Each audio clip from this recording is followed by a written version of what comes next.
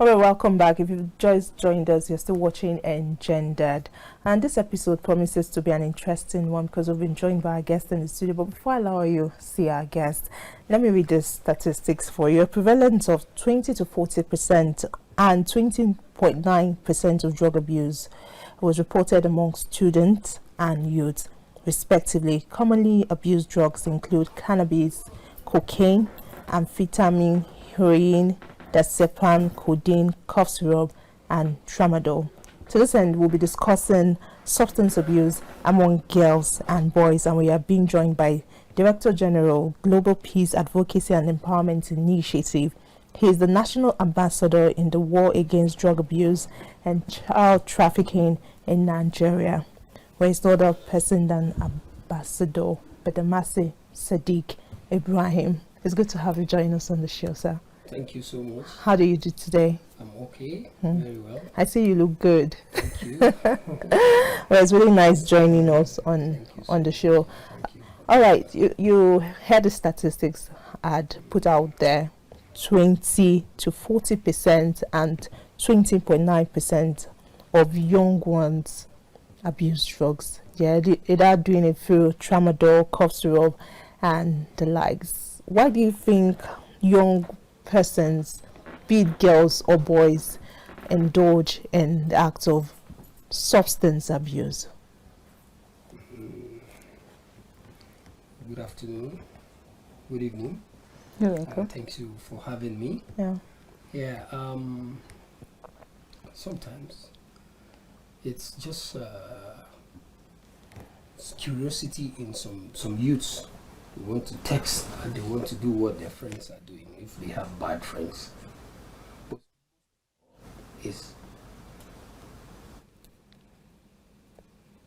lack of jobs, unemployment for the youths. Sometimes some of them they'll finish school, some of them even train themselves while in school. A lot of things go on, you know that. Some of the youths are in the court, some of them are this lack of home training again. When you know, some of the women. Because I was going to say unemployment should not be a justification for bad behavior. No. It's not just unemployment, but the most of it, unemployment caused it. Yeah, sometimes lack of good home training caused that. Poverty, unemployment, lack of education, all of this cause this kind of problem for the youths. And I said something before. I said some of these youths are the curiosity. They want to do what their friends are doing. Let them feel among. So social pressure. Yeah, social pressure. Pressure. Exactly. Well, that's what it is. And if you check it, the rate of it, the menace now in Nigeria, it's very, very worst. Both young, both old, both youths, and even underage. If you go out there and you really want to, like, let's say you want to see what is going on in the community, the rural areas and all that, you will see it live. It is what we have done before. It is the day I was made the ambassador of war against drug abuse. After then, we went out and see what is happening in the areas, like the grassroots. That was why we did selected schools to fight against drugs. We arranged the schools, we invited them, we did that in Premier Academy. We gathered them and give them training, educate them why they should stay away from drugs. We brought doctors, we brought NDLEA, we brought even the prisons, to talk to the youths. Because the rates the thing is going is becoming too rampant. You see, like children that are not even up to 18, they're abusing drugs. The less privileged, those people that has crushes, the disabilities. In fact, they are even more the sellers. They use them to distribute these things. I mean, persons with disabilities. Yes, around. You see them, you even pity some of them. They're abusing it. In Jos, Plateau State. You see them, if you want to see it, you just have to wait. You just have to hang out and hang around where they do it. You see it.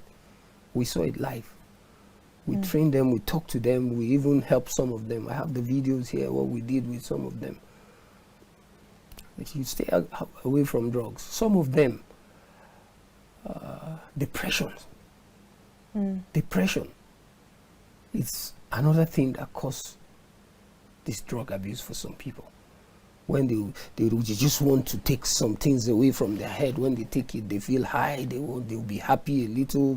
You know what it means. But it will still come back. That's what they like. They fail to understand. After the thing is gone from them, it will still come back. And this is the cause of it, that a lot of youths are even, when they take it, they don't know what they are doing again. Some of them take it because they want to do bad thing. If they want to do bad thing, they have to take drugs. Okay, so now that's the issue. Most times, because I wanted to ask if perhaps you think the reason why they engage in drugs is because they are not aware of the consequences. However, sometimes, just like you said, when you see youth who perpetrate this substance abuse, you find that it's because really they want to perpetrate evil. They want to, like for instance, during the protest, I happened to be at the scene because I was reporting live from Niger State. And then the protest was going on peacefully until some group of young boys said they wanted to cause havoc. And at that point, at that moment, they started abusing drugs. They started taking all sorts of India hemp and the rest. Because they are aware they want to perpetrate evil, they wanted to cause havoc and mayhem, they now decided to take drugs. Perhaps more like sensitization is not doing enough because they are aware of what they are doing. Yeah, they are very aware. They can't go to do that with in their right senses. But let me tell you one thing. The thing I want to tell you is that most of those youths you are seeing, most of them, they are angry. Some of them will get into that because they are angry with the situation of maybe the country or even their states, what is going on in the states. I must tell you that, because how will you feel? You have gone to school, secondary school, primary school, you go to university, you serve, and you come out with good results. Maybe you are even distinction and you don't have job. It's not everybody that can take that. Some of them, as they are going, they are looking for job, going up and down, they will be, no job. They will look at it, what can they do? Some of them, some bad friends, they will see their friends riding in the Jeep or something.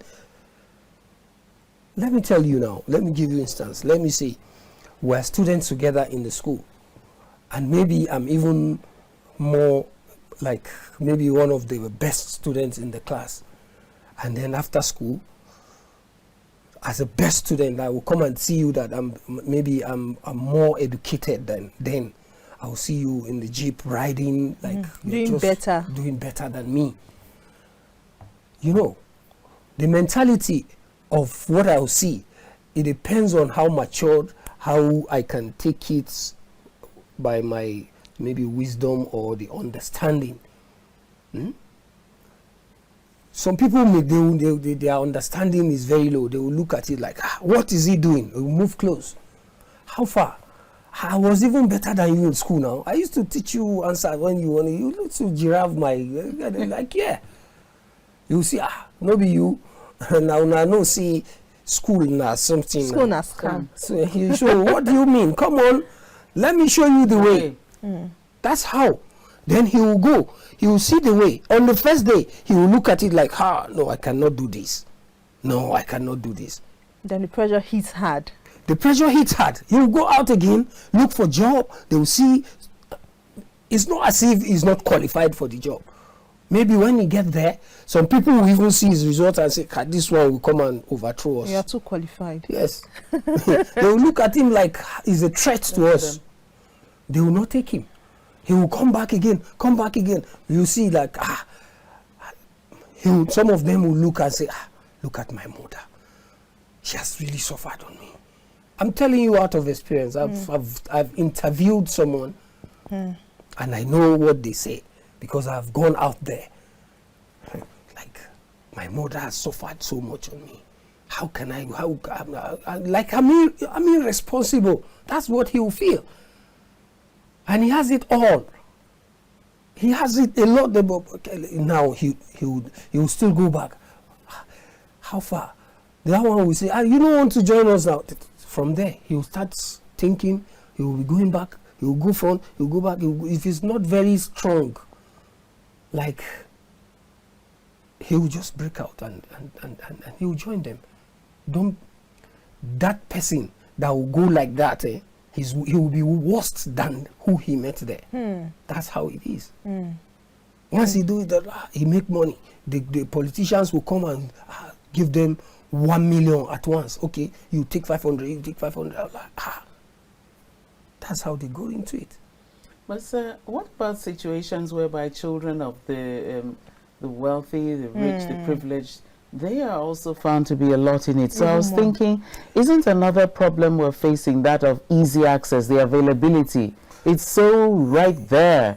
You understand? If there were like more measures, maybe if you had to actually have a doctor's prescription, because all these are actually, they're actually good drugs at the end of the day. It's just that from the word abuse, they're actually drugs used in hospitals and everything. So if there were more measures such that maybe if you were to buy it, you'd have to show some prescription of your ill health, and you have to get it, in a way, a manner that shows the dose, not you opening it and vaping and drinking it as you like, then go out and all that. So I'm wondering, isn't availability also a problem, considering that the children of the rich and privileged are abusing substances as let me tell you, it's not the availability. It's not the availability. Sometimes, even if you go to doctors now or pharmacies, they will not sell drugs to you. They will say, where's your prescription? Exactly.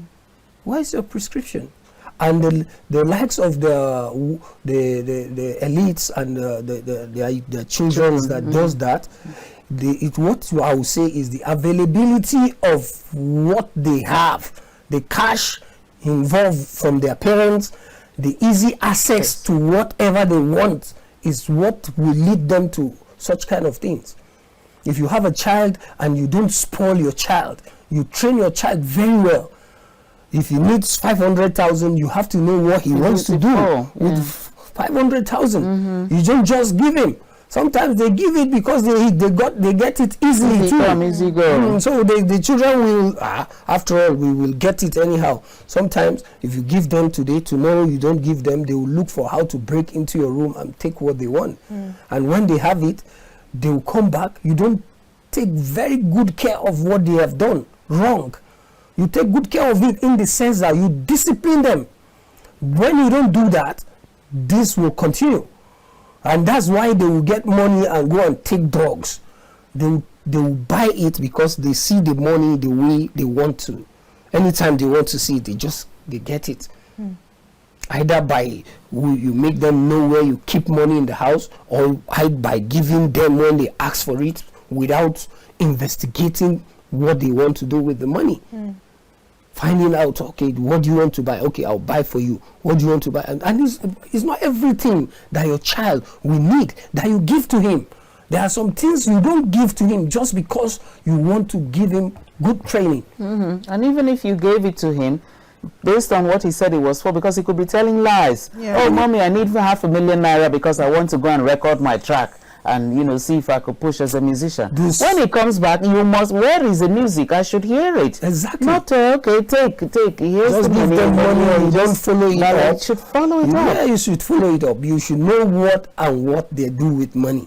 And as they are going out, you know where they are going to when they are coming back. And another thing is, the youths, not even the teenagers, you don't give your children that are not up to using phone, Android phones. In this smart generation. In the generation that we are, the children are so smart. You will see a 3-year-old, he will show you how to operate a phone and operate everything, what you don't even know. A 3-year-old small baby girl or boy, they will show you. But would you rather have a child who, in a digital era, is kind of operating in a more analog way, or because if you look at it now, we are in a digital space and setting, and everybody is striving for their children to even do the same thing, like more like be smart children. So you will not say that, okay, in a digital environment, then your child is operating in an analog way, or in a kind of more should I say, this is just it. This is just it. When you have a child, if it's not up to the age of having a phone or a smartphone, there are things that even in your at home you don't let them get access to once they are not up to that age, the normal age that okay, you can even if they are 18 or 19, let's say even 20, you have a child, a son, or a female a daughter. At 20, you still have to monitor your daughter. Check one or two. If they have a big phone, you still have to give them, okay, this is you sometimes you take it, you don't even let them know. Go through it. If there's anything you need to correct them from, you still enlighten them. Be careful, be this, be that. Be free with your children. Don't be too harsh on them. So that when anything happens, they will be able to come. Mommy, this is this. My friend said this, my friend said that. No. You'll be able to say, no, don't go that way. Who is that, your friend? No, that's not a good friend. If you're too harsh on your mommy is coming, go. They won't be able to feel free and tell you whatever they are facing, whatever goes wrong, maybe outside. Your daughter should be able to say, mommy, look at what so person. Who is that person? Let's go. You follow and make sure the last warning you give that person, he will not want to near your daughter or your son again tomorrow, because the mother will come and make trouble, and then she's correcting her daughter or her son. I keep hearing you say mother. How about the father? Yeah, mother. No. How about the father? Mother. Because Mother. Father is perhaps has been said to perhaps my dear, portray more discipline even than the mothers. Yes. I want to agree because I remember with you to some extent, like, but let me tell you the truth. A mother train both the son and the daughter. I'm telling you the truth. The fathers, we among fathers, before we go out and go to the office, come back. Don't forget, women go out these days. They go to offices. Yeah, but at the same time, in the office. Because I was going to ask you how possible to monitor those children, because in a situation where we are, it's dilemma in a way whereby if things are hard, women are going out, they are struggling to as much as the men, even not, if possible some more than the men, just to put food on the table. And then there are children there who you have to fend for, you have to monitor. How possible and how effective can parents monitor their children? That's why sometimes some men, they won't want their wife to go and work so hard to that to the extent of the way they are working, because you need to train your children. Honestly, no matter what work you are doing, you have to have time for your children as a mother. Not just the father. The father will have time, but the mother needs more time. The mother need more time to take good care of the I'm telling you what it is.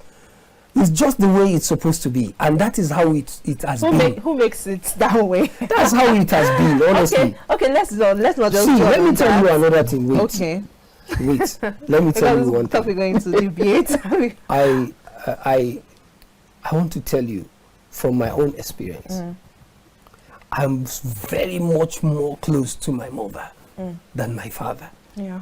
But is that how it's supposed to be? Why shouldn't you be close to your father as much as close to your mother? Do you know what it is that a woman is a woman from the belly for 9 months? You're there, you come out, she breastfeed you, she back you. That is a factor. However, when you're brought to the earth and you should also have same relationship with your father.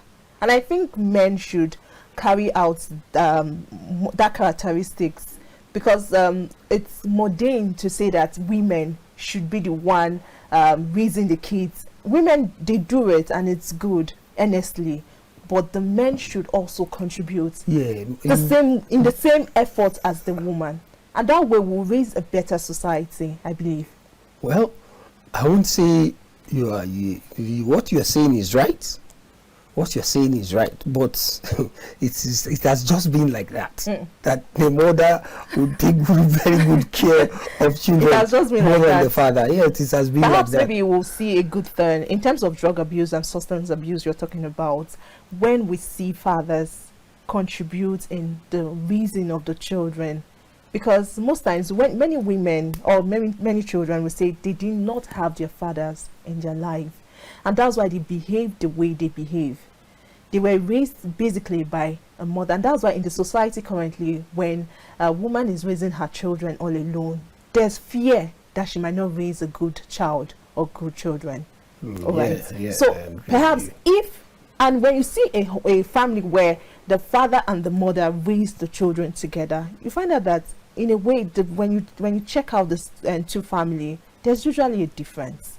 So when we push out the narrative that women should raise the children alone, it doesn't really go well. You can't. You are not saying the women should raise children alone. Yeah, I wanted to bring you the point to.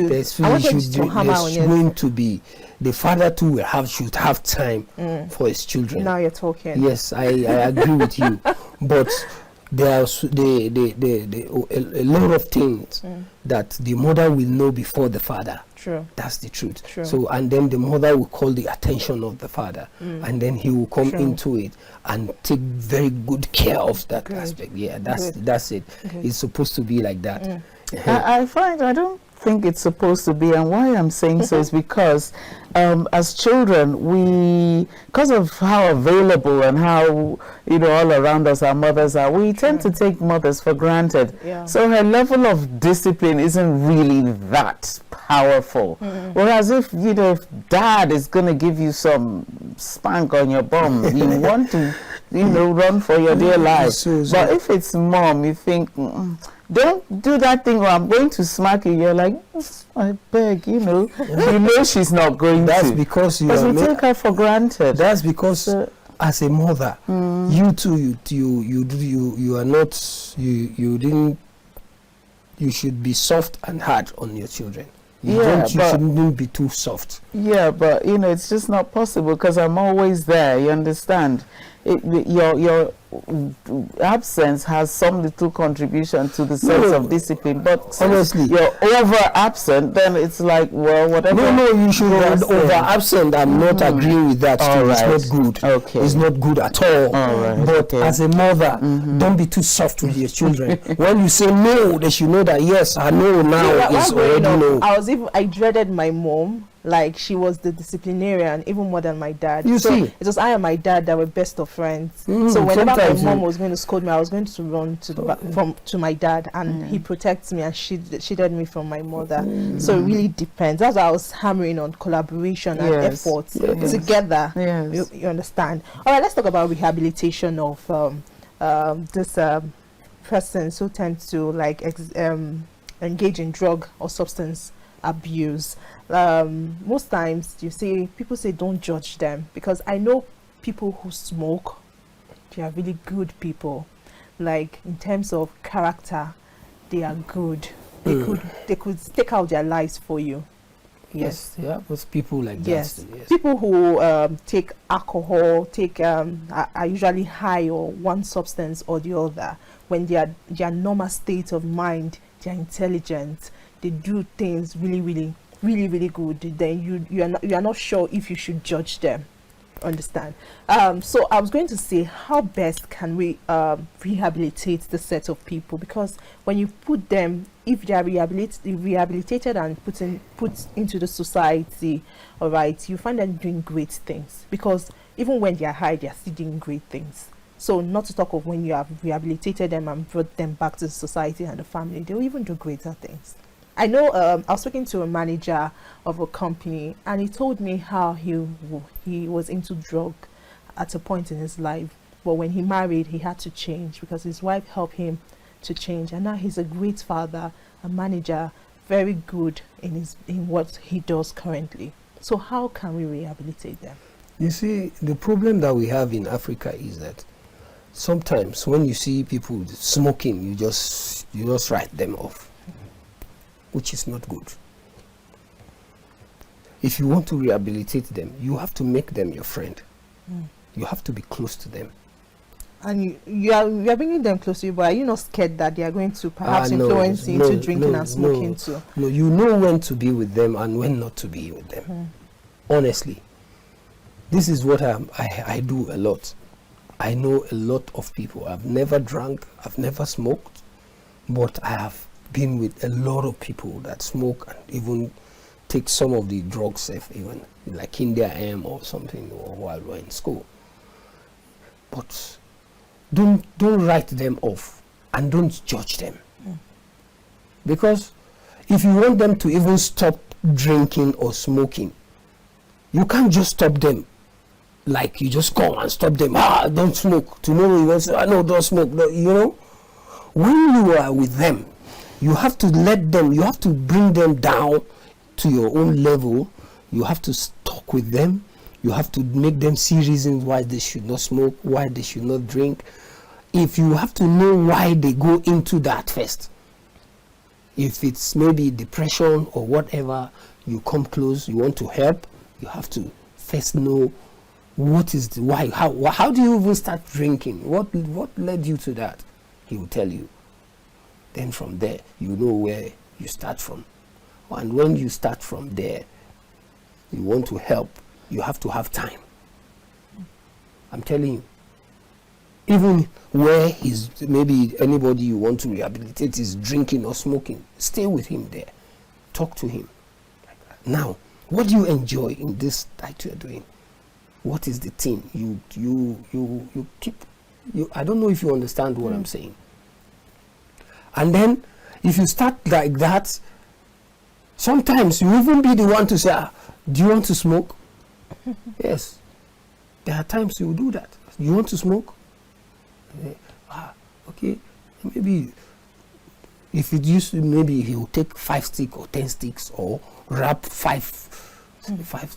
You make him, okay, you want to smoke now, you really want, okay, you allow him smoke. If you smoke 1, okay, this one is okay. Let's even see what this thing will do in your life now. I'm telling you. What did he do? That's when I used to reason very well. That's I compose my music. And can we try it? That okay, it's 5 you take a day. You took 1 now. Compose a music now. Let's see. He might do better. You say, if God wants to help, he does. Maybe he take 1 rap and he did better. You say, compare this to this. How many did you take here? He will say 5. How many did you take here? Okay, let's compare them. I'm telling you the reality. You compare it. You find out that even when he did not smoke 2 or 3, it's better than when he smokes 5. You drag him again. Can you stay without smoke today? Let's try it. That's if you really want to help, you want to rehabilitate, you must have time. You have to create that time. You have to create the time to listen to that person that's doing that thing. He might just come and say, he start telling you stories. The story, even if you are tired, try to pretend not to be tired. You hear him out and you advise him. But who has that kind of time? That's what we have here. That's what we don't have. So if you really want to rehabilitate, even the people that work in those houses, the rehabilitation home, they have to have time to listen and to talk, to decongest these people's brain for them. Okay, Ambassador, you're an ambassador against drug abuse. Yes. Why do you advocate against drug abuse? Because this person seems to enjoy it. okay, it's only a few persons that I know that they'll say, I'm really tired of this thing I'm doing, because it doesn't help me save, it doesn't help me do anything in life or something, but I cannot stop. Only few of them complain. Like she said, even the rich engage in it. So you can't really tie it to poverty. So why then do you go about advocating against drug abuse? Because it's dangerous to the health. Take us through that. How dangerous is it? Very dangerous. Sometimes you find out that it's just smoke, maybe one stick. Some of them are already on the street. Mad. Yes, it has happened. It has happened a lot. There's people that have light brain. When they take they're like, let's say, the way they do it, they are gone. It's not everybody that have that hard brain that if you can smoke and you really smoked maybe a weed or you sniff cocaine and then your brain is working very well, that means you will not kill anybody. If you have to take this thing to kill or to shoot somebody, then you know that it's a bad thing now. So it's bad. It's bad for anybody. It's bad. If you want to, somebody that will take gun and shoot his fellow friend or brother, do you think, how do you feel that somebody will just take knife, something that if you tear yourself, you know what you don't even want it to get to you yourself, but you can tear somebody with it. Because you are high on something. Something is already controlling you. So it's not good for us. It's a bad thing to take. And again, for future, because already, I mean, the natural process of life is you grow, then you grow old, and, later hit the home call, and, But with that, you're already degenerating so fast. So, you age ahead of your time, and even as you're aging, you're ailing. So you just become a liability and a nuisance to society. Yes, when you should have been, maybe a pillar, a beacon of hope to many people. So, people don't know what the future consequences are. They feel, here it is, and I'm high. Like, I feel like a lot of sensitization is not being done. Yes. Because I was speaking to a woman the other day selling by the roadside, and we're talking about, she said something about putting potage in the food. This a way do that they put potage. I'm like, but they said it's not healthy. She said, who says it's not healthy? That is normal. I said, okay, fine. She was like, even the alcohol that they are even saying as cigarettes. She was asking me that, have you ever seen anybody died from taking too much alcohol and then cocaine or weed? I said, madam, you never hear. It was like me trying to sensitize her and educate her. She said categorically that nobody dies from taking drug, from abusing drug or taking cocaine, or that when the person dies, this is time to die. So I feel like maybe you need to do more, Ambassador, you and your team, because it seems like many people are not aware that there is danger to drug abuse, and that's why they keep abusing it. Yes, they keep abusing it. You're right. Yeah, you're right. With the sensitization, advocacy, it's very, very important. We need more of it for a lot of people to know that abusing drugs is not good. Okay, let me tell you, a lot of people too know that abusing drugs is not good now. A lot of people too know. You will find out somebody that's already tired of his life. He wants to take his life. You go and pack. You take maybe Panadol, paracetamol, ampiclos, this. You gather them and then take them at once. Want to kill herself, or he wants to kill himself. Okay, no, there's taking drugs for pleasure. You want to high. There's taking drugs that you want to die. That's what why I'm telling you that is because anybody that will want to take a lot of drugs and want to die, that means the person knows that abusing drug is not good now. Do you understand what I mean? It's gone past caring. Yeah. So that's exactly what I'm trying to say. A lot of people know that abusing drug is not good. A lot of people know that. Well, when you say not good, you're talking about the morality aspect. We are talking about the consequential aspect. Yeah, even the consequential aspect, they even knew that I know this is abusing not drugs good, is not good. They know. They know. Some of them, a lot of them, let's talk about the youths now. They are frustrated. That's the truth. Okay, they are frustrated. I know. And they bearing it is difficult for some people, for some of the youths. But there are some. Let me tell you, Nigerian youths they are the most patient youths in the whole world. You'll find out a lot of youths. I know a lot that who have given skill acquisition to. They are still doing well. They are doing their things. They want to fetch for themselves. Some of them cannot bear it. Some of them cannot bear it. A lot. You see a young man on the street selling, maybe hawking, just to find his daily bread. Then maybe his mother is somewhere. He wants to go and give her something to eat.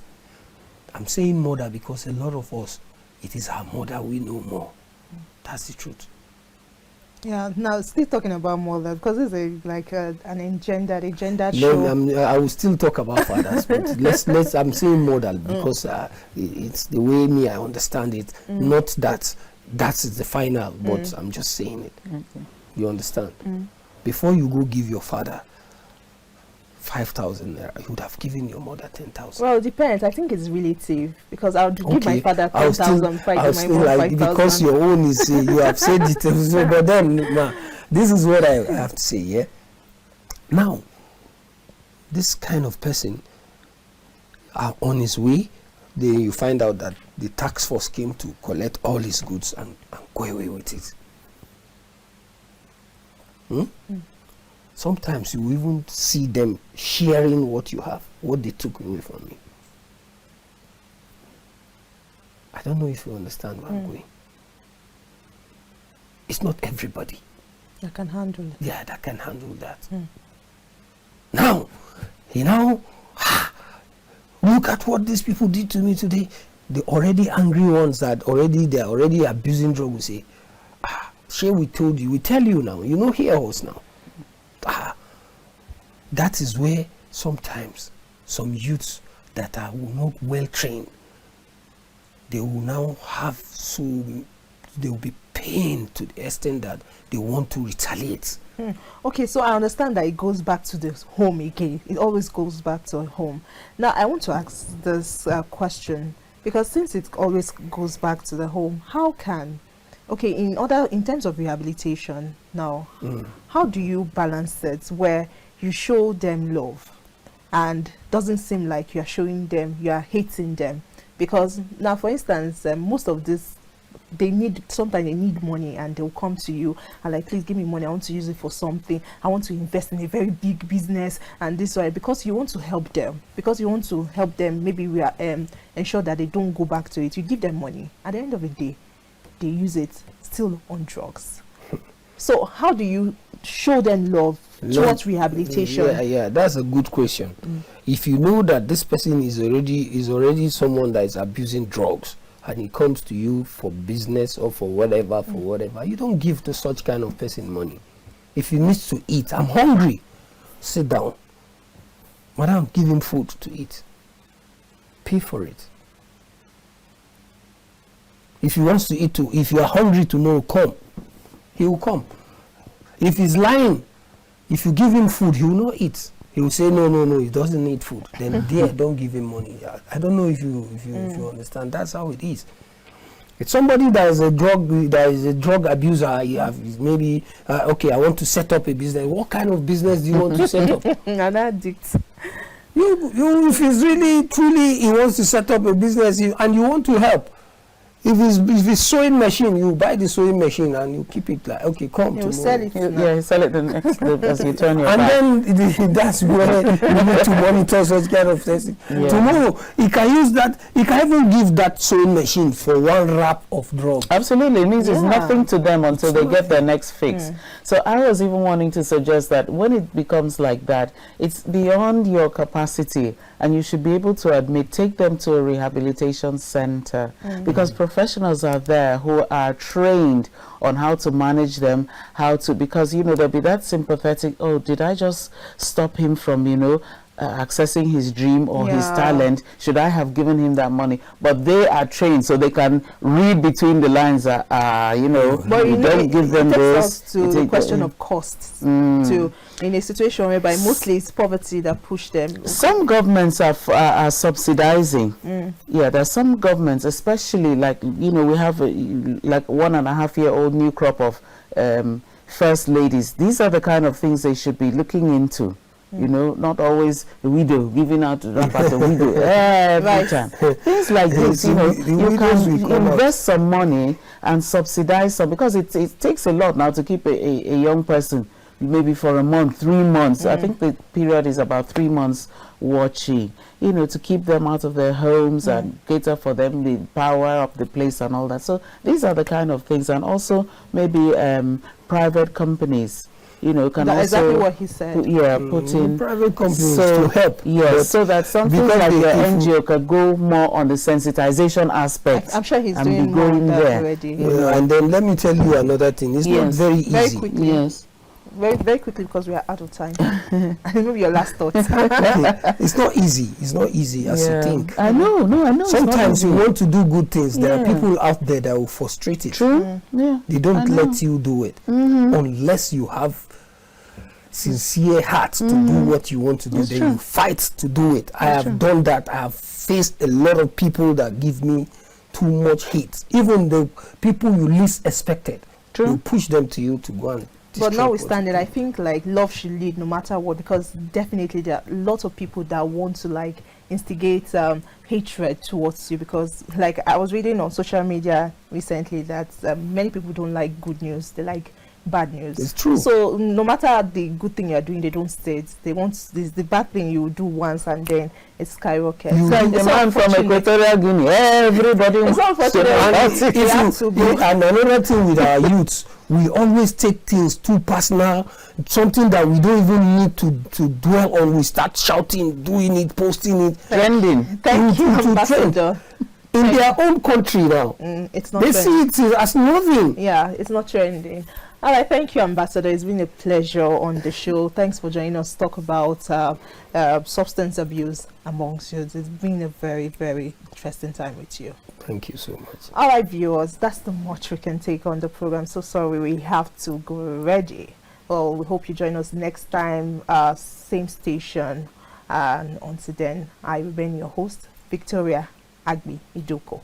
Right, good night. Thanks for joining us. Have a wonderful time. Bye.